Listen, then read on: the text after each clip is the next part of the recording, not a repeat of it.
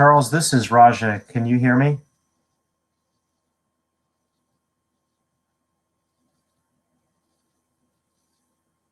I see your lips moving, Charles, but I can't hear you on my side. I apologize if it's just me. No, still cannot.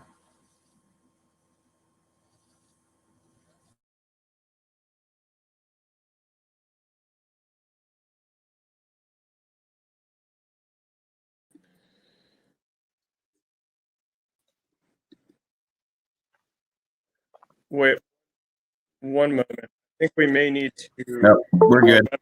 I have the audio now, so there you go.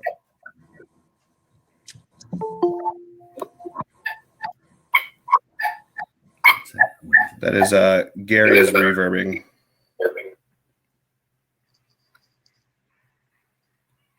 Okay. Charles, you should be set up. Yep. Nick, right. We have one small tech issue. The webinar jam folks can't hear anything. That's why I'm getting feedback. No, I just turned the audio on, so everything should be good. I'm getting doubling everything.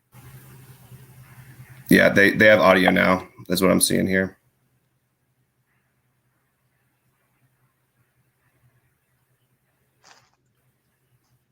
Is anyone else hearing it?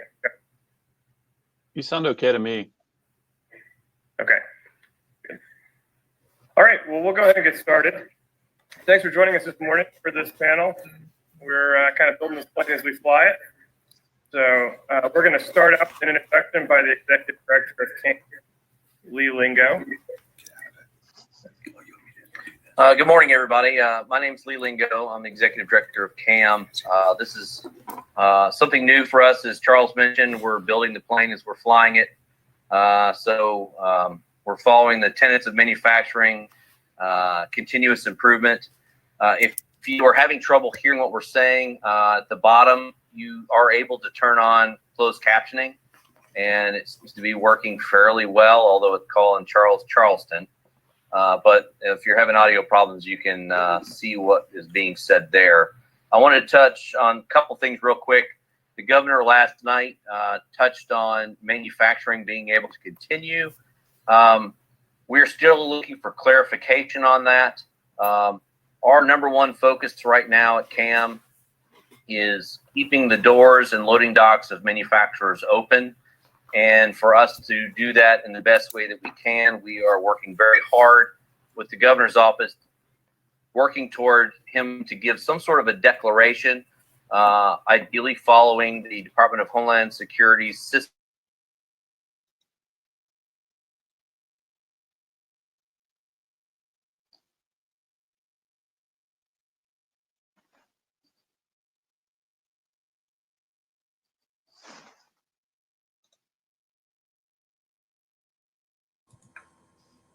Lee, I think you might be cutting out. I don't know if it's just me. I can't hear anything for the last 15 seconds.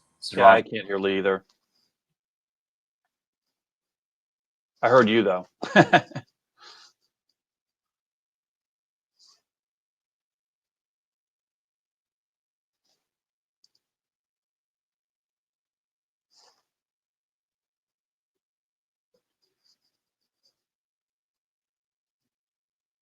So according to the chat room, it looks like people can hear others, but not Lee.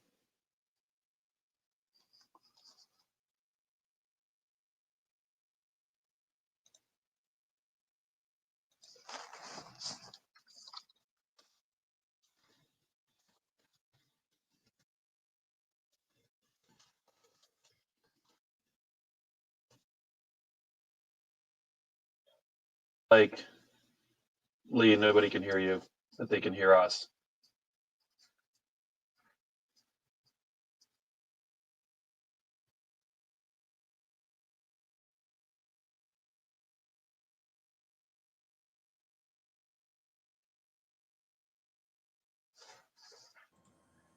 Lee, although we can't hear you when you speak, I believe that the closed captioning is picking up what you're saying. So if everybody turns on that closed caption, maybe we can just read what you're saying.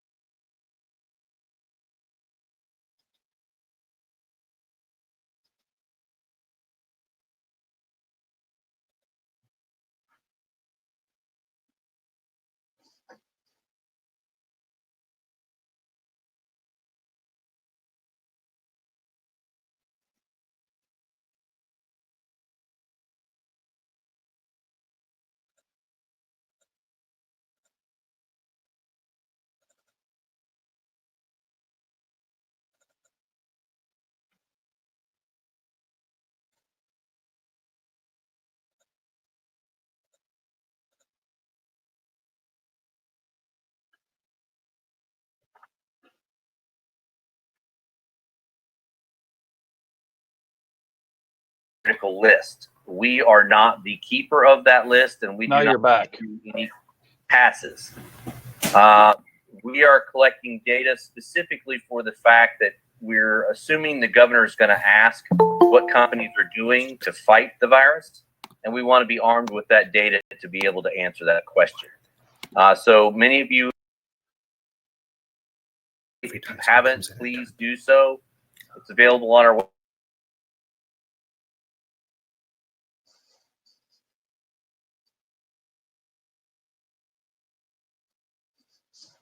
We'll have an update after you with any clarification. I'm going to go ahead to turn.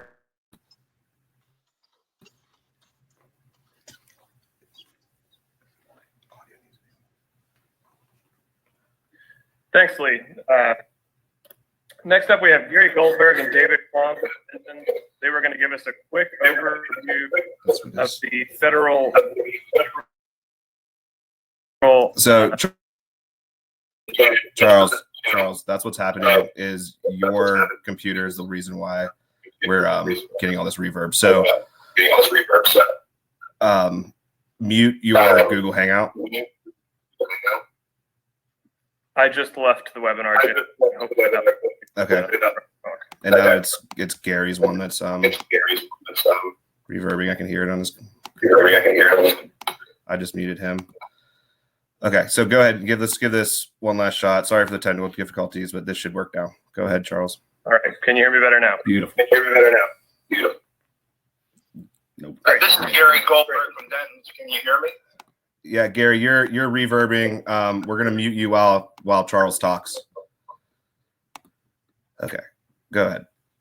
Okay, I was just going to introduce Gary Goldberg and David Klum from Denton's to give an introduction to the federal stimulus package that passed last night. So they'll be up next. Gary and David, you've got the floor. Thank you, Charles. This is Gary Goldberg. I'm one of the federal lobbyists with Denton's. David Klum, my colleague, handles a lot of the activity at the state level and certainly the essential facilities issue that you raised is something that's going to be addressed more at the state level than the federal level. The state of play currently with respect to the bill is that shortly before 2 o'clock in the morning, an agreement was announced. We have not seen bill text yet. Presumably that bill text will be available later in the day. The Senate comes into session at noon. They're expecting to pass the bill today in the Senate. The House will then attempt to take up the bill by unanimous consent and pass it. Assuming that they can do that, it will go to the president immediately, sign it. The information that we've seen that's publicly available at this point, a $350 billion small business loan program, supplemented in the negotiations by $17 billion to deal with payments for small businesses with existing SBA loans. There's also a $500 billion program that would provide grants and loans through the Federal Reserve to various business entities. Those business entities are going to be subject to certain oversight provisions as a result of the negotiations, and there are considerable increases in the amount of money that's available for the healthcare system, and a 4-month extension of unemployment insurance coverage that allows for a $600 per week increase in the maximum employment payment. Why did I pause at that point and allow David to weigh in? Thank you, Gary. Hopefully everybody can hear me. From the state.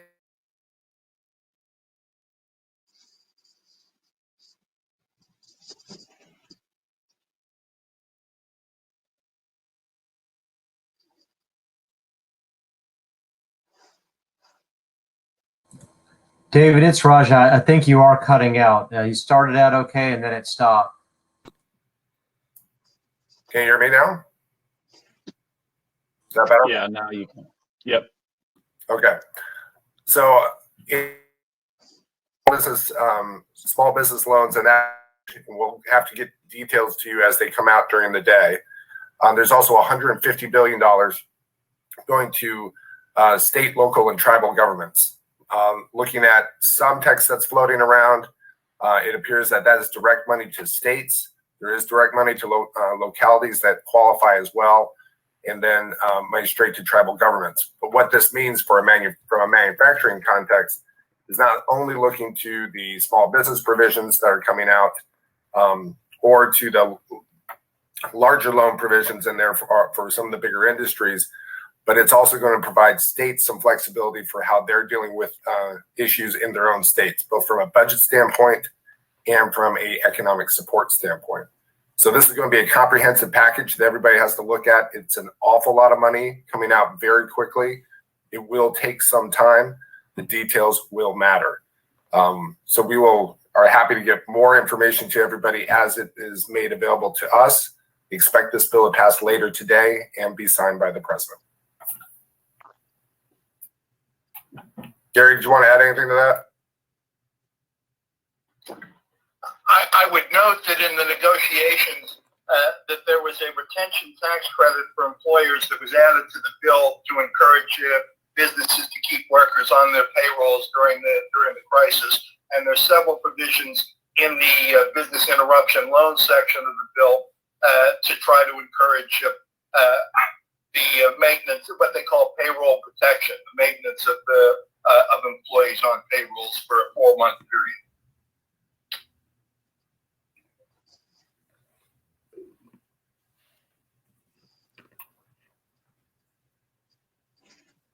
We'll turn it back over to you guys.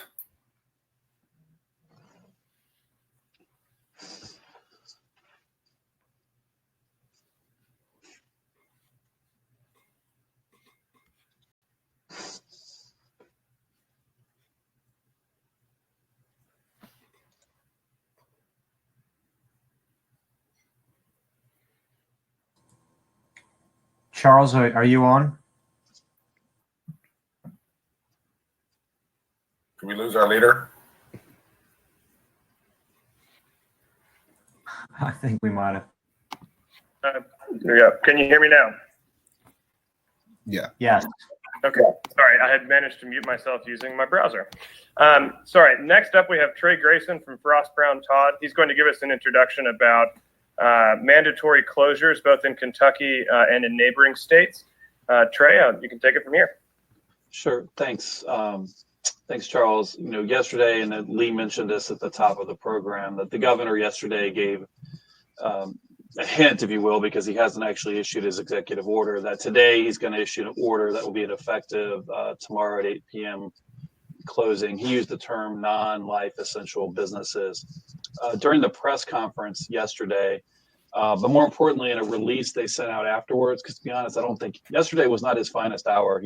I messed up the description of this, but the release made it clear. And there's some enough information right now for many manufacturers to know where they stand. I'm going to put in the chat room a link to the Homeland Security. It's a PDF. He clearly said yesterday and in the release that if you fall into the critical infrastructure guidelines that federal Homeland Security came up with, then you're going to be allowed to stay open so long as you can comply with CDC social distancing guidelines. This has been a typical pattern in our neighboring states. If you look at Ohio and Indiana's orders, they all have different names, whether they call them life-sustaining or shelter at home or stay at home. They're taking generally similar approaches. Everyone's a little bit different. Ohio and Indiana were almost identical in structure and in substance, although the wording was a little bit different.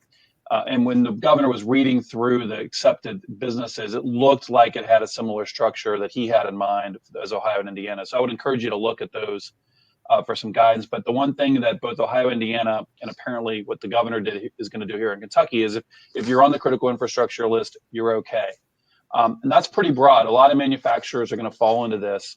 There's the critical infrastructure goes through healthcare and agriculture.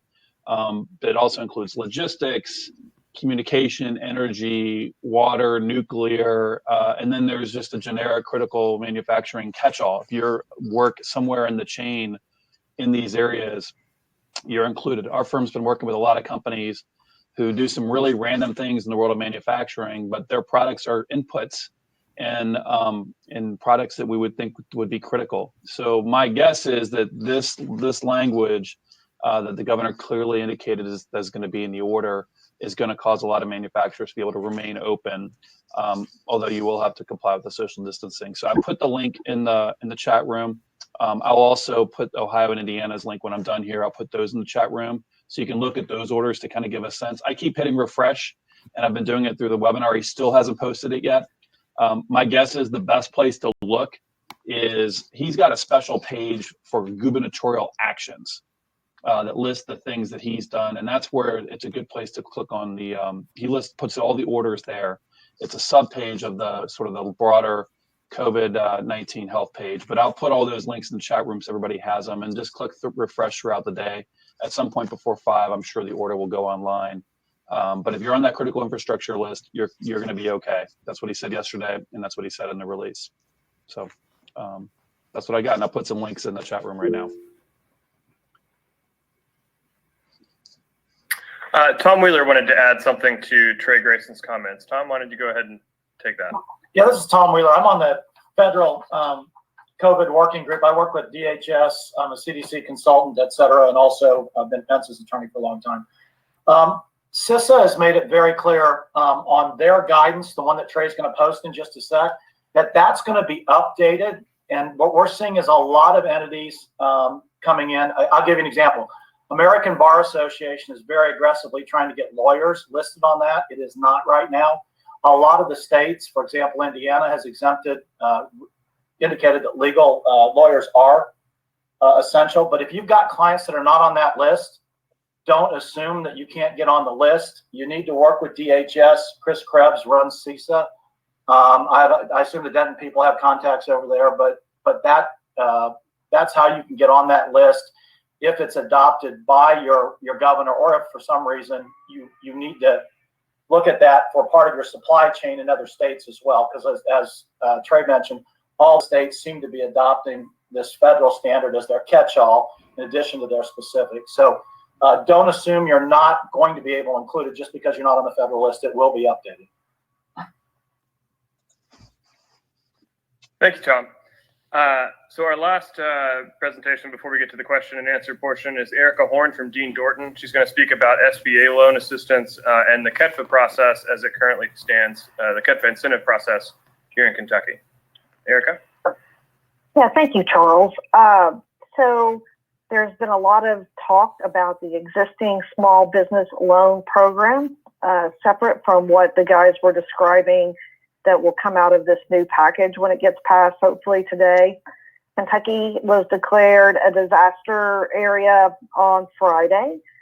As it turns out, the entire country has been declared a disaster area as a result of COVID-19.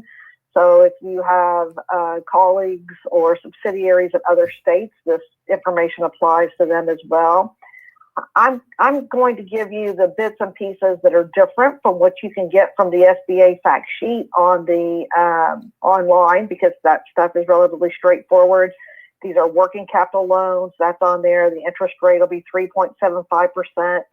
My question was, how much do I get? And how much you get is based on historical numbers. And then the SBA has formulas where it takes your industry and those historical numbers and decides the amount for which you should qualify. How long do I have to pay it back? Well, you have up to 30 years, as it says, but the payment period will be set, the loan term will be set based on what the SBA thinks that you're able to pay. Should I apply online or should I send it in?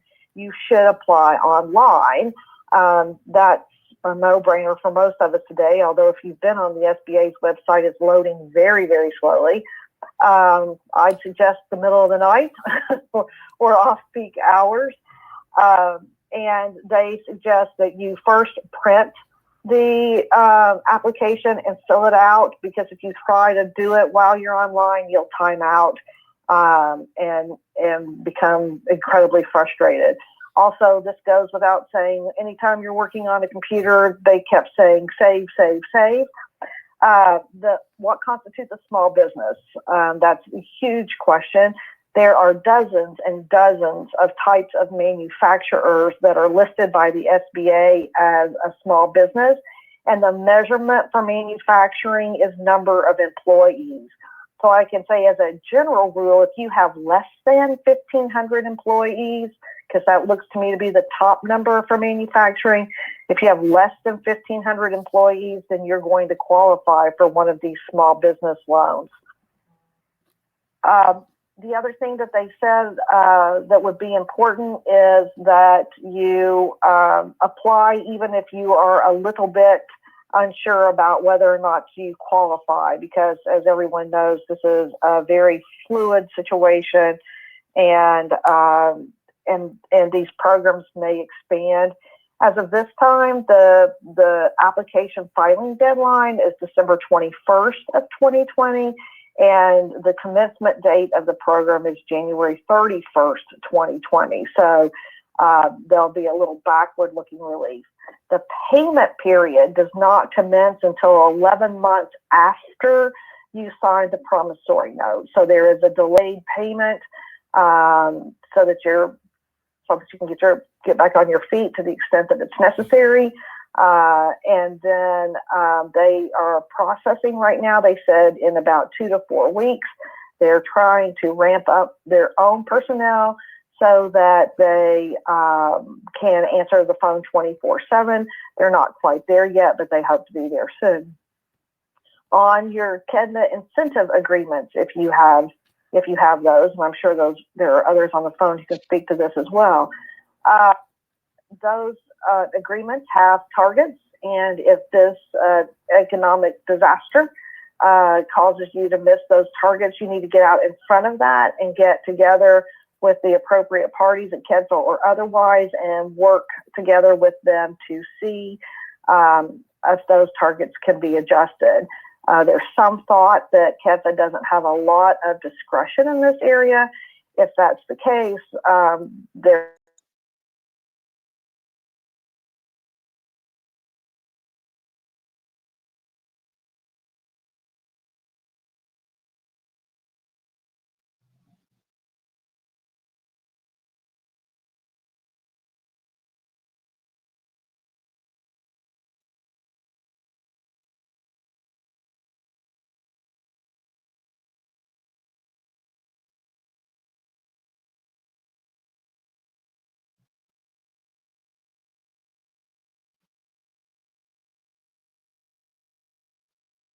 from our audience here. This is a great panel of experts. We have an enormous amount of information available here, and we'd love to give you an opportunity to take advantage of it. So if you'll go ahead and check in your chat box and start throwing questions our way, we'll start sorting through those and sending them out to the panelists. The first question that we have lined up right now is, what are we seeing in regards to 1099 employees, so contract employees, consultants, that sort of thing? Are there going to be any loans available for them or any kind of support available for them?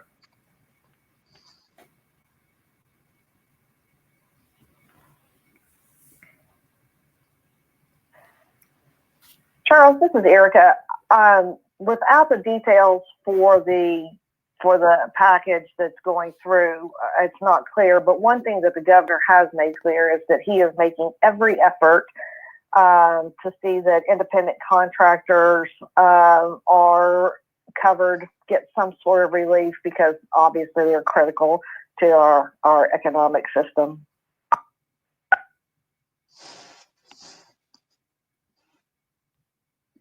Okay. I'd like to turn the floor over to Raja Patel from Denton's Bingham Greenbaum. He had some comments about force majeure clauses that I thought might be helpful for the rest of the attendees. Raja, if you're available. Yes, thank you, Charles. Hello, everyone. In general, force majeure provisions it's almost become a cliche how much it's coming up right now, but they are very, very important. So in general, force majeure clause is a list of events that serve as a reason to excuse the performance of a party's contractual obligations. Charles, can you hear me okay? Yep. Yes. Okay. Force majeure event must make the performance of the contract impossible. In some states, impractical, but it's a pretty high burden to prove. They basically potentially provide your company with a way to terminate contracts or relieve some of your obligations under a contract. They could also give the counterparty to the contract that same ability. So it really works both ways depending on the language. The most important aspect of force majeure is that an inability to afford or financial difficulty in performing, that is not a force majeure event. Another important guiding principle is that you really have to look at the language. They're very, very specific. How courts interpret specific language in provisions is very important. Again, they're construed very narrowly. Most standard clauses include act of God, natural disaster, terrorism, war, government orders. Other specified events are outside the reasonable control of a party. Some clauses even have notice requirements that usually have to be respected. In general, we're finding that COVID-19 doesn't necessarily fit under an act of God or natural disaster. Natural disasters are more like hurricanes, floods, the typical physical kind of natural disasters that you'd see. Government orders or restrictions is an interesting one, but it really comes down to what that order says and the timing of that order. So again, it comes down to a lot of looking at the totality of the contract to understand how that force majeure might delay performance, how it may excuse performance, and again, it comes down to the wording and the timing under the contract. And what remedies and flexibility force majeure clause gives you really depends on the language of the contract. Sometimes, again, you can terminate the contract. Other times you just can push it back. So I guess the best advice I can give you is review your contracts and really consult with somebody that understands the verbiage of it and the context as a whole. I know these are going to be very, very important provisions for, I would say, just about everybody on some level. If your agreement does not have a force majeure provision, the analysis doesn't necessarily stop there. There's other common law defenses to performance or delay under a contract, such as frustration of purpose and impossibility. Frustration of purpose is basically when an unforeseen event, that's important, unforeseen event, basically undermines the party's main reasoning for entering into the contract, such that the principal purposes no longer exist. Impossibility is an excuse for non-performance as well, and that's based on a change in circumstances. So the non-occurrence of which was an underlying assumption of the contract. This change would basically make performance literally impossible, as the name suggests. So I think under all of those, though, a change in financial circumstances does not qualify as a force majeure or frustration of purpose or impossibility. So the main thing that people are hanging their hat on right now are these government orders that are getting put into place right now. A lot of folks are confusing force majeure provisions with material adverse change. So I would differentiate the two of those, that there really are a very different analysis. So I'll stop there and turn it back over to Charles. Thank you, Raja. So just to let everyone know, we will have a recap available of this webinar after the event is over, including the transcript based on the closed captioning. The next question was for George Adams at Fisher Phillips. What do employers need to know about changes in federal law regarding employment, paid time off, and sick leave?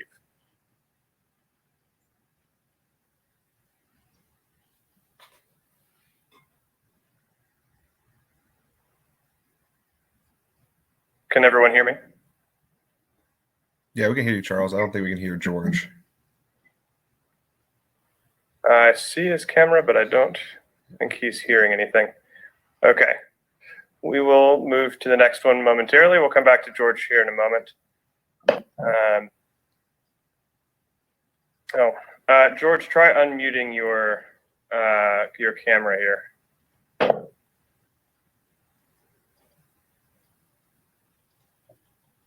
Charles, this is John Mangan, Paycor. I could provide some thoughts on this if it would help while George is trying to connect. Sure, that would be just fine. Yes, thank you. Oh, no problem. And just make sure I'm understanding the question correct. It's around the Families First Coronavirus Response Act that affects PTO, sick leave, and Family Medical Leave Act. So there is that legislation specifically requires employers under 500 employees to give sick leave and paid family medical leave act to eligible employees. There is an opt-out. So if you're under 50 employees, you are included, but there's an option not to participate if providing that leave would impact that business. And so there's an opt-out for under 50. Now, specifically, what the sick pay is, it's 2 weeks up to $511 per day.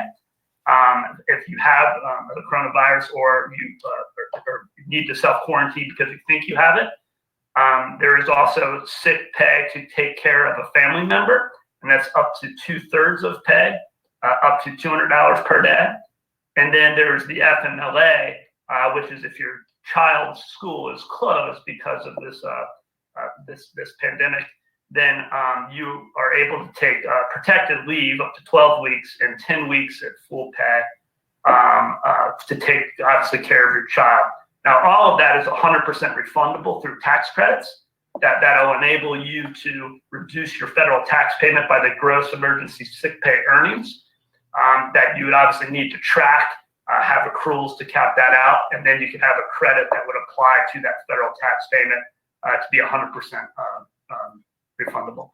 So I'll pause there, but I don't know if George is back online or if anybody else has something, but I thought that might be applicable. George, is your microphone working yet? Doesn't sound like it. We'll keep working on that. We'll come back around to George. But Jay had some input here as well he wanted to share. Jay, go ahead. Hey, I hope everybody can hear me. I want to add a few things to the description we just had. The Families First Act does have a couple of components. It's that paid sick leave component.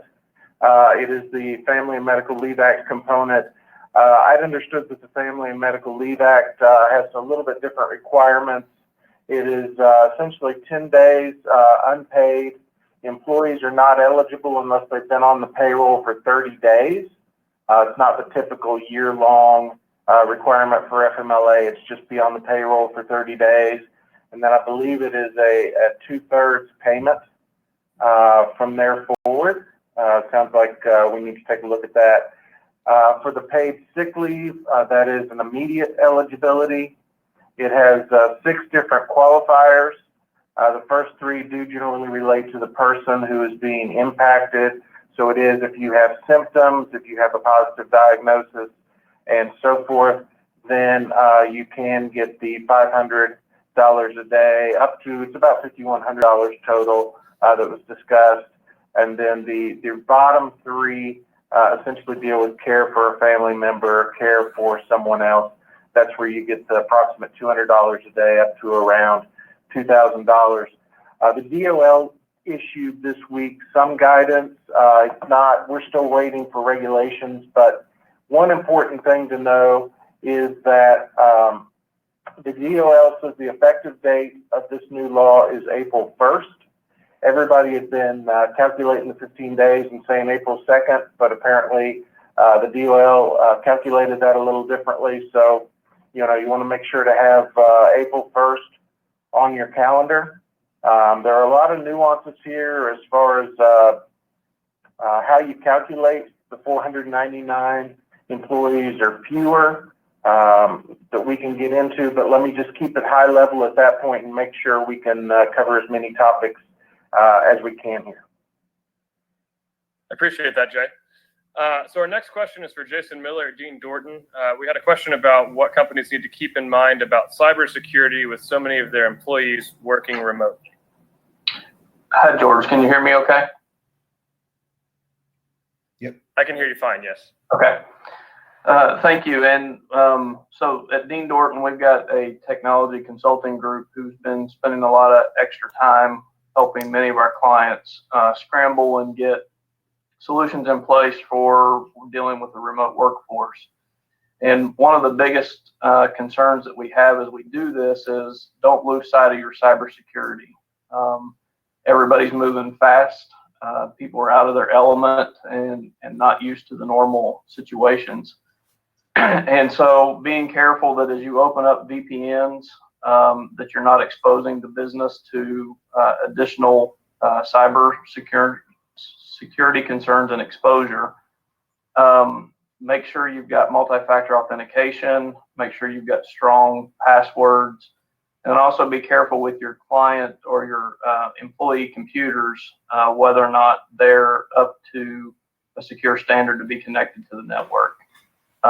We've also been recommending clients to be communicating with their employees to be extra vigilant and not fall for cybersecurity scams that are coming in through email phishing attacks. We're seeing a high volume of ransomware attacks coming along. We deal with a lot already in normal course of business, but we're seeing a spike of ransomware. And so the last thing any organization wants to be dealing with in the middle of this already difficult situation is a full collapse of all your technology resources. So as you scramble to make solutions available to the workforce, just keep in mind the security needs to be kept in place as much as possible. Thank you, Jason. The next one I'm going to open up to the group. I don't know who best to direct this one to. We have a request for guidance for employee aggregation for FFCRA employee counting. So for example, if you have 5 divisions with 200 employees each, are you in or out of FFCRA?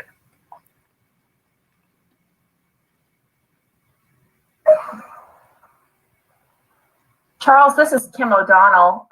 Can you hear me? I can. Thank you, Kim. Yeah, no problem. I'm a labor and employment attorney over at Denton's Bingham Greenbaum. And actually, the DOL just issued some guidance on this yesterday. Up until then, it had been unclear how you count your employees to get to that 500 count.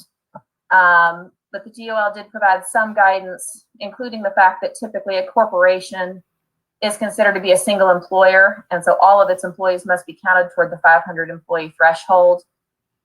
When you're taking into account which employees count toward this 500 employee threshold, both full and part-time employees, but only those within the United States, should be counted. So you need to count all of your full and part-time employees, but if you have employees abroad, those employees do not necessarily need to be counted in whether or not your company reaches that 500 employee threshold. You should include employees on leave, any temporary employees who are jointly employed by both your company and another employer, and day laborers that may be supplied by a temporary agency when getting to that 500 employee threshold. Workers, as before, there was a question about 1099 independent contractors. Workers who are independent contractors that are 1099 rather than employees are not considered employees for purposes of the 500 employee threshold and should not be counted for that purpose. The DOL also, we suspected that they would direct us to the FMLA joint employer test and integrated employer test, which are found in the regulations and have been in effect for a long time. Yesterday, the DOL did confirm that the integrated employer test under the FMLA regulations would be the one that would be applied by the DOL and everyone else in counting toward these numbers. Thank you, Kim. The next question is, I think, probably best directed to Trey Grayson. If a worker at a facility tests positive for coronavirus, will the facility need to shut down? And what are the repercussions of having an employee test positive? Yeah, that's not a spot people want to be in. So we'll start with the fact that the facility, we'll just assume that the governor issues an order and that the facility was allowed to be open. Although, to be honest, it's not clear how those are being enforced. Our Northern Kentucky, I'm in the Florence office, and the Northern Kentucky Health Department has basically said that's a law enforcement matter, and law enforcement's not really the policing of all this. The governor is shaming some people. But if you have that, you're going to have to, think about what the CDC guidelines are and what these practices are. You got somebody sick, you're going to have people quarantine for a period of time. So you're probably looking at, if you can just set aside what the law or orders may indicate, your best practices, you're going to probably have to cleanse, quarantine people, and that's effectively going to be shutting down your operation. For large scale operations, we've seen Toyota, I think in one of their facilities, I believe, did this. I think I read that somewhere. So this is why the social distancing, even if you're allowed to stay open, is really important, because while you may be able to stay open, you've got some serious problems.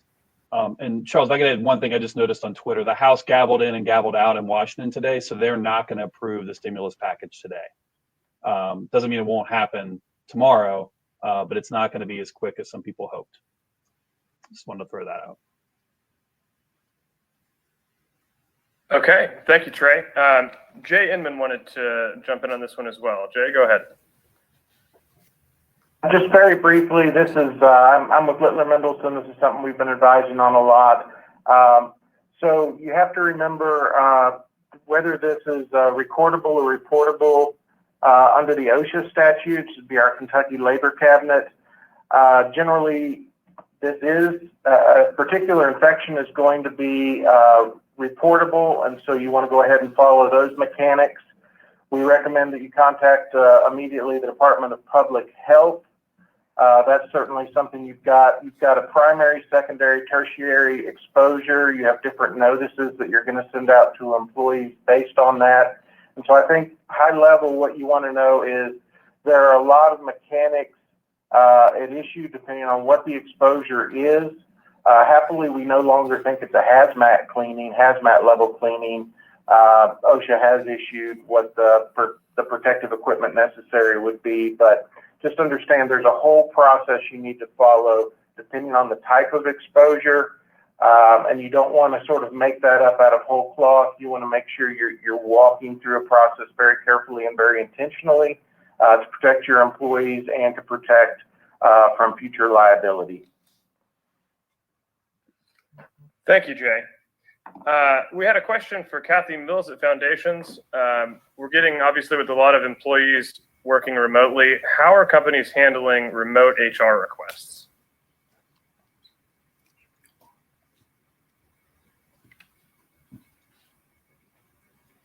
Kathy, do we still have you on?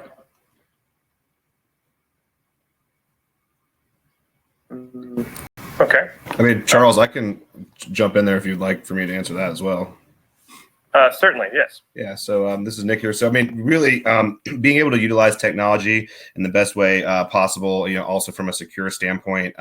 There are plenty of technologies out there that you can use to aggregate different HR requests, whether that's via email, text message, or even Facebook if you'd like. But first, what you'd have to do is just figure out your strategy.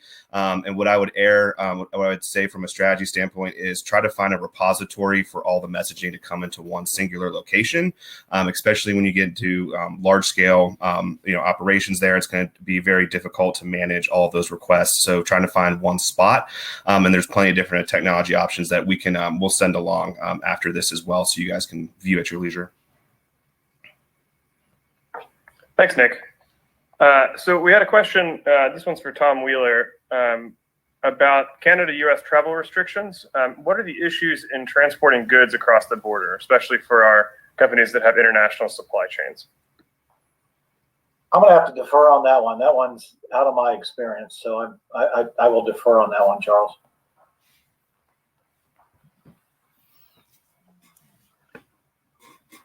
I'm sorry, I think I must have misunderstood. Did you have a comment about enforcement on the border then? No, so actually the comment I was going to make is on lockdowns. I apologize. So Trey Grayson alluded to the fact that about law enforcement when they said, hey, that's a law enforcement issue on lockdowns, essential travel and everything. This is more of a heads up. I represent all 3,000. I'm general counsel for National Sheriff's Association. The thing that all law enforcement throughout the nation, we're overstrained right now, and we're not, we're really not even taking people to jail for anything under a felony. And I think this is when Trey mentioned shaming people into doing it, because law enforcement, if you're looking for them to enforce any of this stuff, including isolation and quarantine orders, it's going to be very, very difficult because we're suffering from the same infection problem everybody else is, and our law enforcement if we bring in a suspect that's infected, we have to quarantine the people brought him in, the area he went into, and everything else. So just understand we're very, very, very stretched. So I don't think you're going to see a lot of active law enforcement activity, particularly in the areas that Trey was talking about. Thank you, Tom. We had another question about reporting of employees with cases. Is it currently required by law to report if you do have an employee who tests positive for COVID-19? And I'll put this one to the group.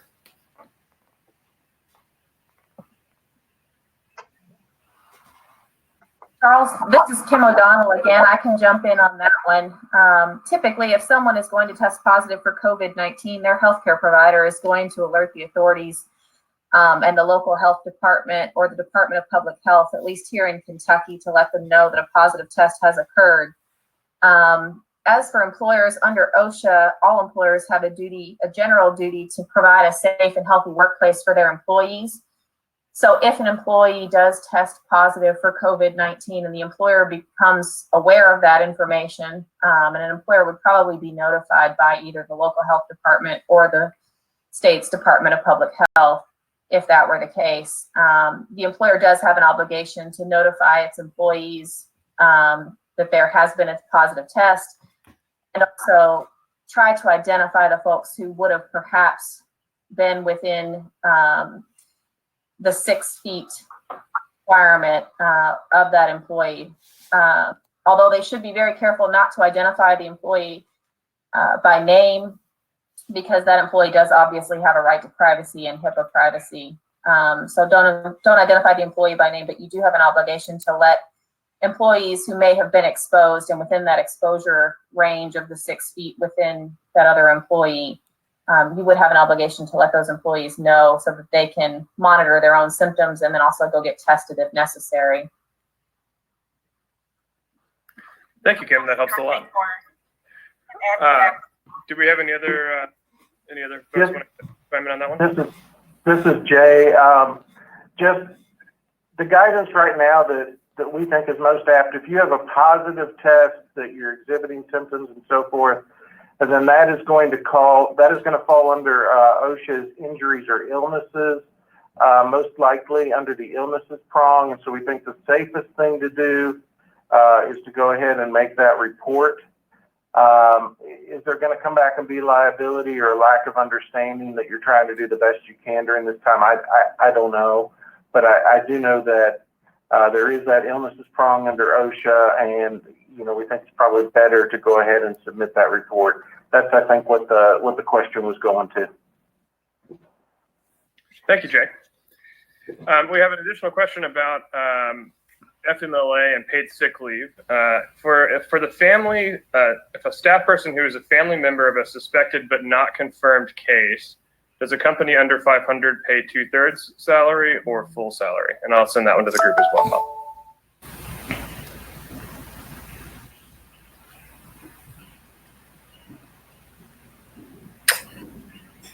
Did we have someone trying to speak? This is Jay Inman again. This is exactly the issue that we were talking about before. I think the first presenter referenced, we have the 10 days unpaid, then we have the whether it's 2/3 or whether it's full. And I'm looking right now to verify that. I had understood it's 2/3.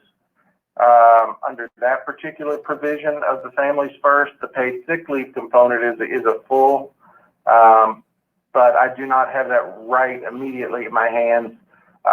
It may be that I'm sure George had it, maybe that Kim has it, but we can clarify that, and we'll make certain to clarify that either before the end of the conference or in supplemental. And Jay, this is Kim O'Donnell over at Denton's. I can jump in just on that topic.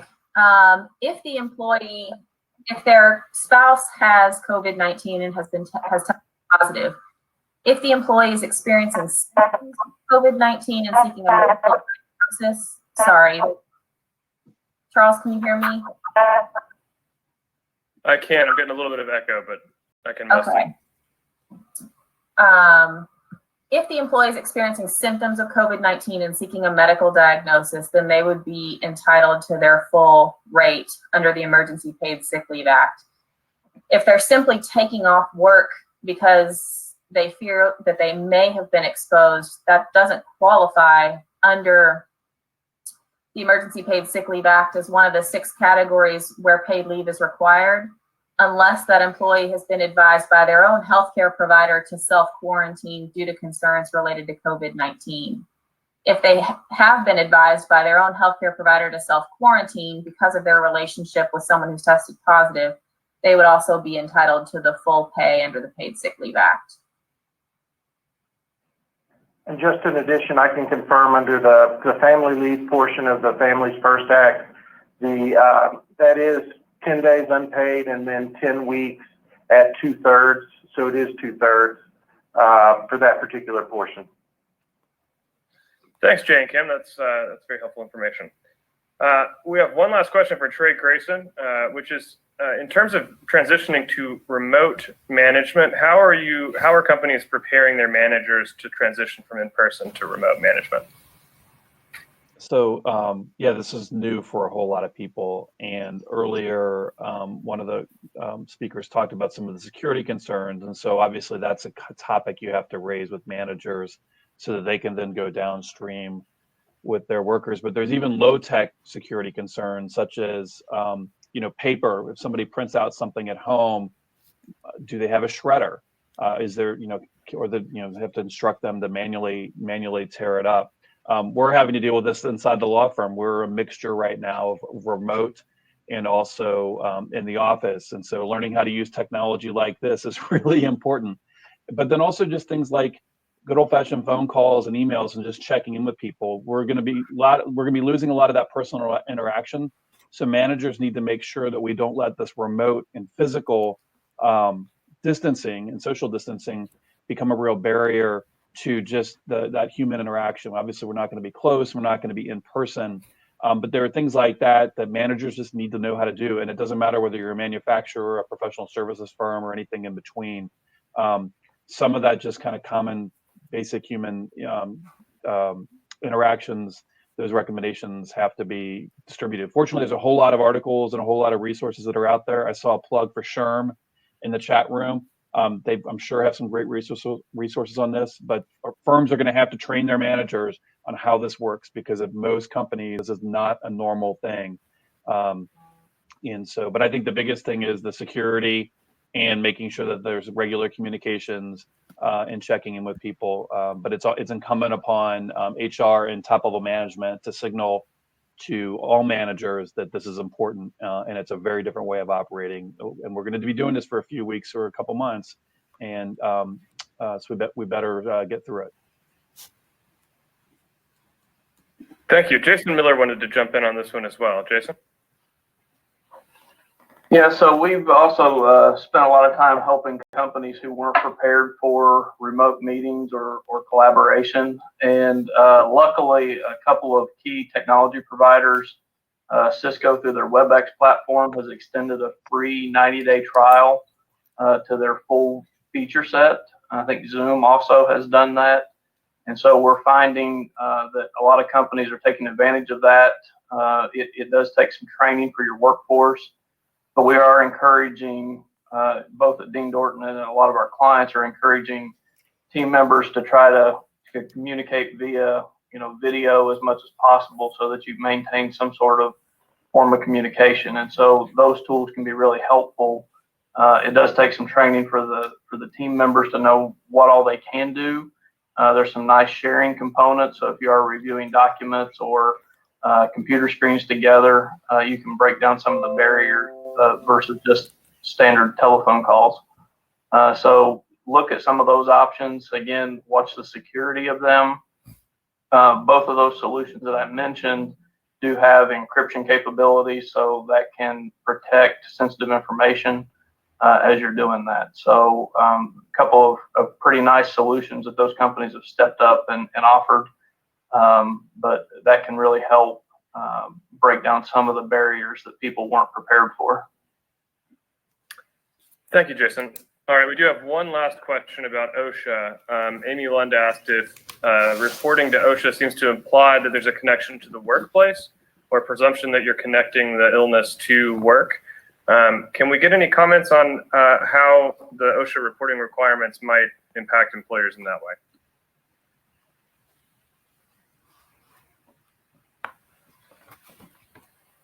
And that one's sort of to the group if anybody wants to address it. Yeah, so this is Jay.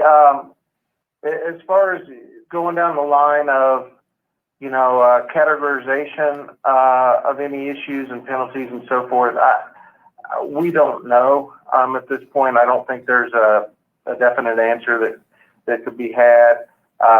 This is something that the science is still developing, so we don't know if it's a air-to-air contraction of illness in the workplace, if it's something somebody's brought in, travel.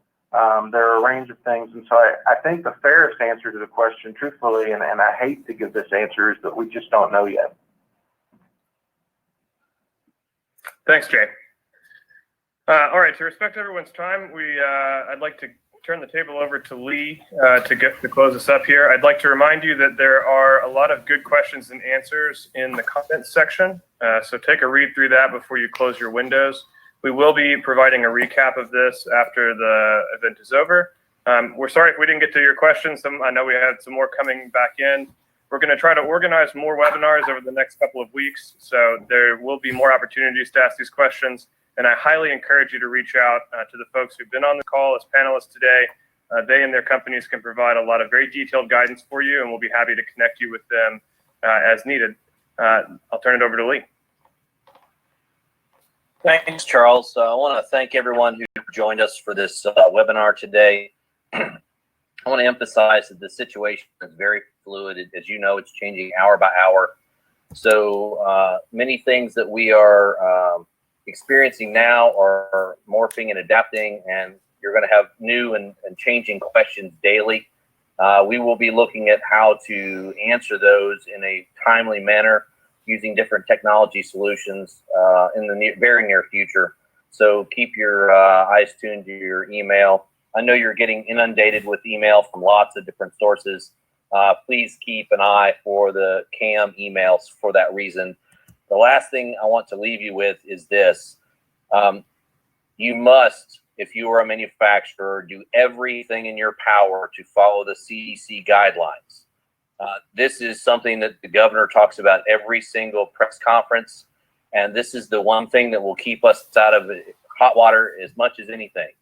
If we are doing every single conceivable thing that we can do to meet the CDC guidelines, on top of your regular safety protocols, we're going to be in pretty good shape. Most people are safer at work in a manufacturing facility than they are in much of their everyday lives because of how much effort we put into our safety programs. Let's build on that. Let's do everything we can to meet the CDC guidelines and keep our people safe. You know this better than we do, but your best employee is the one that you already have at work doing their job. So let's do everything that we can to keep them safe and healthy. And we will do everything at KAM that we can to make sure that we are able to continue to allow you to operate on your regular basis, doing what you do and working towards your profit margins. Thanks again for joining us. Again, there will be a recap of this. And if you have any questions, concerns in the meantime, my cell phone is 270-619-4020. It's always on. You can reach us by email. You can reach us lots of different ways. But if you have questions, the more questions we get, the more answers we can provide back to the collective body of manufacturers. Thanks for attending.